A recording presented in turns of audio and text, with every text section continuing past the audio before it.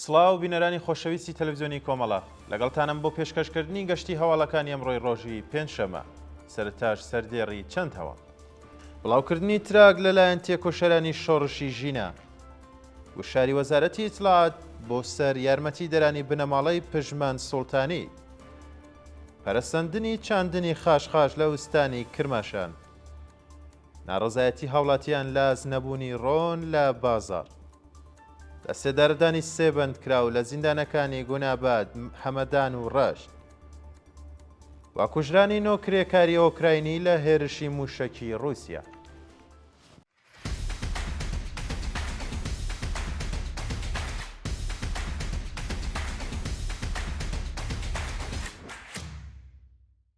کۆبوونەوەی شۆفێرانی تەرمیناڵی کاویانی لە کرماشان ڕۆژی چوارشەمە سێ گوڵان شۆفێرانی دەرەوەی شاری کرماشان لە تەرمیناڵی کاویانی کۆبوونەوە و دژایەتی خۆیان لەگەڵ دانانی باج بەسەر کرێبار نیشاندا. شۆفێرانی ناڕازی لە کۆبوونەوەی ڕۆژی ڕابردوویاندا ڕایانگەیاند چیتر هیچیان بۆ لەدەستدان نییە. دەوڵەت نرخی سوتەمەنی و پارچەیەدەکی ئۆتۆمبیلی گران کردووە و ئێستاش دەیەوێت بەدانانی باجی لە سەدا سێ بەسەر کرێبارەکان هەناسەیان ببڕێت. بەهۆی گرانی و هەڵاوسان معیشەتی کرێکاران و چینی هەژاری کۆمەلگا کەوتووەتە مەترسیەوە. لە حاڵێکدا هیچ گۆڕانکاریەک بەسەردا هاتیان نەهاتووە و دەوڵەت کەمی بودجەی لە گیرفانی خەڵک قەرەبوو دەکاتەوە. بڵاوکردنی تراکت لەلایەن تێکۆشەرانی شۆڕشی ژینە ڕۆژی چوارشەمە سێی گوڵان تێکۆشەرانی بزوتنەوەی ژن ژیان ئازادی لە شارەکانی کوردستان و ئێران سەدان تراکتیان دژ بە ئەمنیەتیکردنی قوتابخانەکان بڵاو کردەوە. تێکۆشەرانی شۆڕشی ژینە لە دروشمەکانیاندا ڕایانگەیان قوتابی سیا لەشکری حکومەت نییە و مەدرسەش پادگان نین.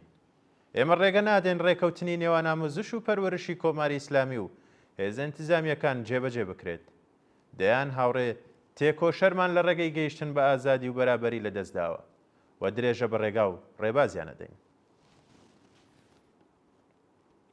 گوشاری وەزارەتی ئیتلاعات بۆ سەر یارمەتیدەرانی بنەماڵەی پژمان سوڵتانی بە پێی راپۆرتی ڕێکخراوەکانی مافی مرۆڤ دوای دابینکردنی پارەی پێویست بۆ دۆسیەی پژمان سوڵتانی لە بەندکراوانی شۆڕشی ژینە ناوەندە ئەمنیەکانی ڕژیم بنەماڵە دۆستان و کەسانی چالاک لە هەڵمەتی کۆکردنەوەیان خستۆتە ژێر گوشار و لە سینواریۆیەکدا بنەماڵیان بەندکراوە سیاسیان بە دزی نیە و پارە کۆکراوەیە تۆمەتبار کردووە. ئەو کەسانەی کە لە ماوەی چەند ڕۆژی ڕابردوودا پۆست و ستۆری تایبەت بە هەڵمەتی کۆکردنەوەی پارەیان بڵاو کردوێتەوە لەلایەن ناوەندە ئەمنیەکان بانکراون و لێپرسینەوەیان لەگەڵ کراوە. ڕەنج پشدەری چالاکی مەدەنی خەڵکی هەرێمی کوردستان کە ئێستا لە ئێرانە و ڕۆڵی لەو کەمپینەدا هەبووە لەلایەن ناوەندە ئەمنیەکانەوە ناچار بە تۆمارکردن و بڵاوکردنەوەی ویدیۆیە کراوە لە ئینستاگرامی خۆی کە تێیدا بوختان بۆ بنەماڵەی پژمان سوڵتانی دەکات و دەڵێت ئەوان پارەکەیان خواردووە. زانیاری هەڵە و دژ بەیەک لە قسەکانی ڕەنج پشدەریدا زۆر ڕوونا. ناوبراو بانگەشەی ئەوە دەکات کە بنەماڵەی پژمان سوڵتانی تەنیا لە ماوەی یەک ڕۆژدا 3 ملیارد تمەنیان دەرهێناوە. لە کاتێکدا سیستەمی بانکی ئێران ڕێگە بە خاوەن هەژماری بانکی نادات ئەم بڕە پارەیە بە یەکجار وەربگرێت. پەرەسەندنی چاندنی خاشخاش لە وستانی کرماشان بە پێی هەواڵی گەیشتوو چاندنی تۆمی خاشخاش لە شارەکانی شاباد و داڵاهۆ بە شێوەیەکی بەرچاو زیادی کردووە و زۆربەی ئەو کەسانی تریاک بەرهەم دێنن سەر بە حکومەتن. بەوتەی هاونیشتمانیان مجتەبە بەخشیپور نوێنەری شاباد و داڵاهۆ لە مەجلیسی ڕژیم فەرمانی بە سەمپاشی مەزراکانی خاشخاش داوە. بەڵام تەنانەت زەوی خەڵکی ئاسایی سەمپاشی کراوە و کەسانی سەر بە ڕژیم درێژە بە چاندنی خاشخاش دەدەن و کەس لێپرسینەوەیان لێ ناکات.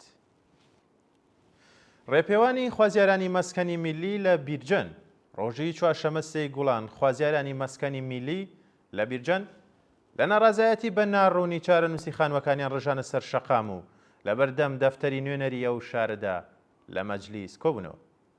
بەوتەی ناڕازیان ماوەی چەند ساڵە پارەیان بۆ تەواوکردنی خانوەکانیان پەرداخت کردووە، بەڵام نەک خانوەکان دروست نەکراوە بەڵکو دەوڵەت هەر جارە و بە بیانوویەک داوای پارەی زۆرتریان لێ دەکات.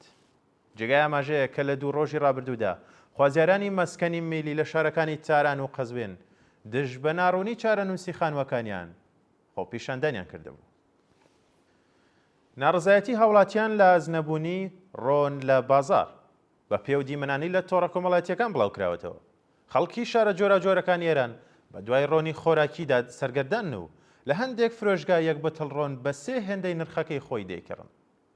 خەڵکی ناڕازی لەو گرتەوی دویانە دەڵێن نرخی دۆلار دابەزیوە کەچی نرخی شت و مەگ لە جیاتی دابەزین بەردەوام لە زیادبوونەوەدایە. خەڵک بۆ ئەبێ سەرگەردان بن چۆن ڕۆن لە بازار دانەماوە. ئەی دەوڵەت چی دەکات؟ ڕۆن نییە، لۆبیا نییە، چای نییە و برنجی ژەراییمان پێدەن. یەکسەر بمان کوژن نەجاتمان بێت. خامنەی چیەوێت لە خەڵک؟ مەرگ و نەمان بۆ کۆماری ئیسلامی. هێرشی خوێندکارانی لوبنانی بۆ سەر خوێندکارانی زانکۆی خواجە نەسیر لە تاران بە پێو وێنانەی لە تۆڕە کۆمەڵایەتیەکان بڵاوکراوەتەوە. کۆمەڵێک لە خوێندکارانی سەر بە حیزبوڵڵای لوبنان لە زانکۆی خواجە نەسیری تاران هێرشیان کردوتە سەر خوێندکارانی ئێرانی و چەند کەسیان بریندار کردووە. پاش شۆڕشی ژینا و گەشەکردنی بزوتنەوەی خوێندکاری ناوەندە ئەمنیەتیەکانی حکومەت دەستیاندایە دەرکردنی چالاکانی خوێندکاری و دەوڵەت بڕیاریدا کۆمەڵێک خوێندکاری سەر بە حەشتی شعبی و حیزبوڵڵای لوبنان لە ژێر ناوی خوێندن لە زانکۆکاندا جێگیر بکات. لە ڕۆژانی ڕابردوودا کۆمەڵێک لایەنگری حەسەن نەسڕوڵڵا لە زانکۆی خواجە نەسیر هێرشیان کردوتە سەر خوێندکارانی ئێرانی و چەند کەسیان بریندار کردووە. چالاکانی خوێندکاری دەڵێن ئەو بەکرێ گیراوانە بە فەرمانی دەفتەری خامنەی و حراست هێرش دەکەنە سەر خوێندکارانی ئێرانی و داوا لە هەموو خوێندکارانی ئێران دەکەن بەرامبەر بە هەڵسو کەوتەکانی دەوڵەت بێدەنگ نەبن و ڕێگە نەدەن زانکۆکان ببنە شوێنی تەڕاترێنی جەنایەتکارانی کۆماری ئیسلامی. مەرگی گوماناوی بەندکراوێک لە زیندانی زاهیدان. شەوی سێشەمە 2 گوڵان بەندکراوێکی بەلوج لە زیندانی ناوەندی زادان بە ناوی یوسف ڕەخشانی تەمەن 21 ساڵ بە شێوەی گوماناوی گیانی لەدەستدا. ڕۆژی ڕابردوو بەرپرسانی زیندانی زاهیدان پەیوەندی تەلەفۆنیان بە بنەماڵەی یوسف ڕەخشانیەوە کردووە و ڕایانگەیاندووە کە کوڕەکەتان لە زینداندا تووشی جەڵدەی دڵ بووە و گیانی لەدەستداوە.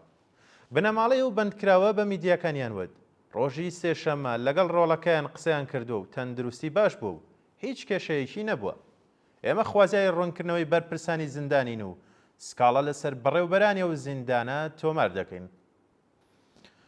دەستدرێژی سێکسی بۆ سەر 6 منداڵی کۆڕ لە تاران. بە پێی راپۆرتی میدیاکانی ئێران ئەو تۆمەتبارەی دەستدرێژی سێکسی کردووەتە سەر 6 منداڵی کورد لەلایەن پۆلیسەوە دەست بەسەر و ڕادەستی دادگا کراوە.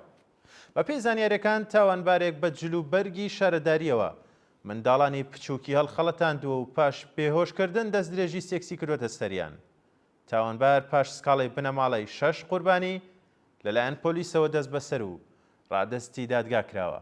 بەڵام چالاکانی مەدەنی سەبارەت بە پەرەسەندنی نائەمنی لە شەقامەکانی ئێران هۆشداری دەدەن و حکومەت بە هۆکاری ئەو بارودۆخە دەزانن.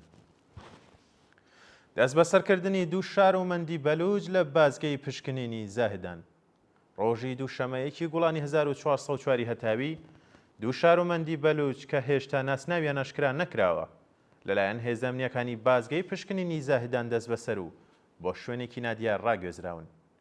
بە پێی راپۆرتی حاڵوەژە و شارومەندە بەلوچانە کارتی نیشتیمانیان پێ نەبووە و بەو بۆنەوە لەلایەن هێزەکانی حکومەتەوە دەست بەسەر و وەکو شارومەندانی ئەفغانستی هەڵسە و کەوتیان لەگەڵ کراوە. شایانی باسە کە لە ڕۆژانی ڕابردوودا دایان هاوڵاتی بێنەسنامەی بەلوچ لەلایەن حکومەتەوە دەست بەسەر و ڕەوانەی کەمپی دیپۆرتیەکان کراون. لە سێدارەدانی 3 بەندکراو لە زیندانەکانی گوناباد، هەمەدان و ڕەشت ڕۆژانی دووشەمە و چوارشەمە 1 و 3 گوڵانی 1404 حکمی ئەعدامی 3 بەندکراو بە تۆمەتی پەیوەندیدار بە مادەی هۆشبەر لە زیندانەکانی گوناباد، هەمەدان و ڕەشت جێبەجێکرا. بەیانی چوارشەمە بەندکراوێک بە ناوی ئەکبەر شێخی تەمەن 25 ساڵ و خەڵکی ئەمەدان بە تۆمەتی پەیوەندیدار بە مادەی هۆشبەر لە زیندانی و شارە ئێعدام کرا. لەلایەکی دیکەوە بەیانی دووشەمە سزای سێدارەی 2 بەندکراو بە ناوەکانی مێهدی فەتحوڵڵاپور تەمەن 30 ساڵ و عەلی موراد کاکایی تەمەن 58 ساڵ بە هەمان تۆمەت لە زیندانەکانی ڕەشت و گوناباد جێبەجێ کراوە. کوژرانی 9 کرێکاری ئۆکراینی لە هێرشی موشەکی رووسیا. ڕۆژی چوارشەمە 3 گوڵان سرویسی گواستنەوەی کرێکارانی ئۆکراینی لە شاری دینپیرۆ لەلایەن موشەکێکی رووسیەوە کرایە ئامانج بوو. بەو هۆیەوە 9 کرێکار گیانیان لەدەستدا. بەوتەی بەرپرسانی دەوڵەتی ئۆکراین هاوکات لەگەڵ هێرشە موشکەکەی دیپیرۆ کە 9 قوربانی لێکەوتوتەوە سی شارومەندی مەدەنی لە هێرشە پەهبەدیەکانی رووسیا لە چەند ناوچەی دیکە بریندار بوون. ڕۆژی ڕابردوو ولادیمیر زلنسکی پێشناری ترامپ بۆ ڕادستکردنی کریمە بە دەوڵەتی رووسیای بە مەبەستی دەستپێکی ئاگربەز ڕەت کردەوە و JD Vance هێڕەشەی لە زلنسکی کرد کە ئەگەر ڕازی بە پێشنیارەکانی ئەمریکا نەبێت دەوڵەتی ترامپ لە دانوستانەکانی ئاگربەز دەکشێتەوە. و دوایین هەواڵمان سەبارەتە بە گیان لە دەستدانی 7 فەڵەستینی لە هێرشەکانی ئیسرائیل بۆ سەر غەزە. ڕۆژی چوارشەمە 3 گوڵان ئەرتەشی ئیسرائیل چەند ناوچەی لە کەرتی غەزە بۆردومان کردووە و بەو هۆیەوە 7 فەڵەستینیش گیانیان لەدەستا. بەوتەی بەرپرسانی حەماس ئەرتەشی ئیسرائیل ساختمانی نەخۆشخانەی ناسریایان کردووەتە ئامانجوو بەو هۆیەوە 9 کەس گیانیان لەدەستداوە. هەروەها لە ئاکامی بۆردومانی جەبەلیا و خانی یونس 8 کەسی دیکە گیانیان لەدەستداوە و بەدەیان ژن و منداڵ بریندار بوون. ڕۆژی ڕابردوو مەحموود عەباس سەرۆکی خۆبەڕێوەبەرایەتی فەتح لە کەرانەی باختەری داوای لە حەماس کرد بە مەبەستی کۆتایی هێنان بەو شەڕە بە زووترین کات دی لە ئیسرائیلەکان ئازاد بکات و ئیدارەی غەزە بە خەڵکیە و ناوچەیە بسپێرێت. بینەرانی خۆشەویست گەشتی هەوڵەکانتان پێشکەشکرا کات و ساتێکی خۆش بۆ هەموو لایەک.